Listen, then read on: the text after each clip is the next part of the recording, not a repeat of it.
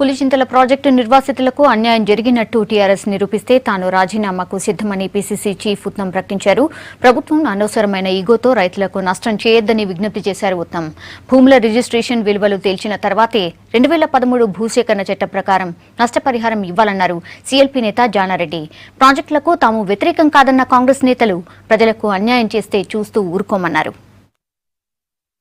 పులిచింతల్లో ముంపు గురయ్యే గ్రామాలకు ప్రజలకు భారీ స్థాయిన కంపెన్సేషన్ ఇప్పించాం. కంపెన్సేషనే కాదు, వాళ్ళకి కొత్త మోడల్ విలేజెస్ కట్టించాం, కొత్త ఊర్లు కట్టించాం.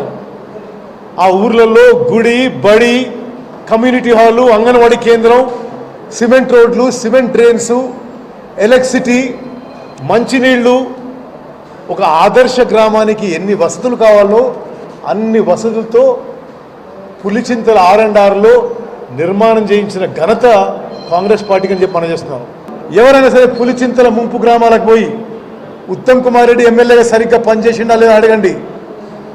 నా మీద అసంతృప్తి ఉంటే నేను రాజీనామా చేస్తాను. మేమేమంటున్నాం, మల్లన్న సాగర్ కింద మునిగిపోయే వాళ్ళకి కానీ, పాలమూరు రంగారెడ్డి ప్రాజెక్టు కింద మునిగిపోయే వాళ్ళకి కానీ, దామర్ చెర్ల లాంటి విద్యుత్ ప్రాజెక్టులు మునిగిపోయే వాళ్ళకి కానీ మీరు ఆ నిర్వాసితులకి మీరు ల్యాండ్కి ఫేర్ కంపెన్సేషన్ ఇవ్వాలి. తప్పనిసరిగా 2013లో ఉన్న R&R యాక్ట్ ప్రకారం అన్ని వసతులు కల్పించాలని డిమాండ్ చేస్తున్నాం. ఎస్, ఇది ఒక తెలంగాణ పౌరునిగా, ఒక భారతదేశం పౌరునిగా ఇది వాళ్ళ హక్కు, మీరు ఇవ్వాల్సిందే. మల్లన్న సాగర్లో రిజిస్ట్రేషన్ రేట్ 60,000 ఉంటే, మార్కెట్ రేట్ 6 లక్షలు ఉంటే మీరు 60,000కి 3 ఇంతలు ఇస్తాం, మేము 4 ఇంతలు ఇస్తాం, అది 2 లక్షలు అవుతుంది, మేము 5 లక్షలు ఇస్తూ ఉంటాం కదా. ఆ ల్యాండ్ రేట్ అప్డేట్ చేయాలి. 2013లో యాక్ట్ ప్రకారం ఇప్పుడు ఉన్నటువంటి రేట్లను మదింపు చేసి, అంటే ఇవాళ ప్రభుత్వం వాల్యూస్ మార్చుకుంటే అది 1,00,000కు వస్తుందా, 2 లక్షలకు వస్తుందా, 3 లక్షలకు వస్తుందా నిర్ధారణ చేసి దెన్ యాక్ట్ ప్రకారం బొమ్మన్నారు. అంటే ఈరోజు నిర్ధారిస్తే సుమారు 2 లక్షలకు ప్రభుత్వం నిర్ణయిస్తే ఇప్పుడు మార్కెట్లో ఏమున్నదో చూస్తే దానికి 4 రెట్లు వేస్తే ఆ విధమైనటువంటిది నిర్ణయం అవుతుంది. అంటే ఆ విధంగా మదింపు చేసిన తర్వాత ఇప్పుడు కాన్సెంట్ కంటే తక్కువ రాదు, మదింపు చేయకుంటే తక్కువ వచ్చే ప్రమాదం ఉంది.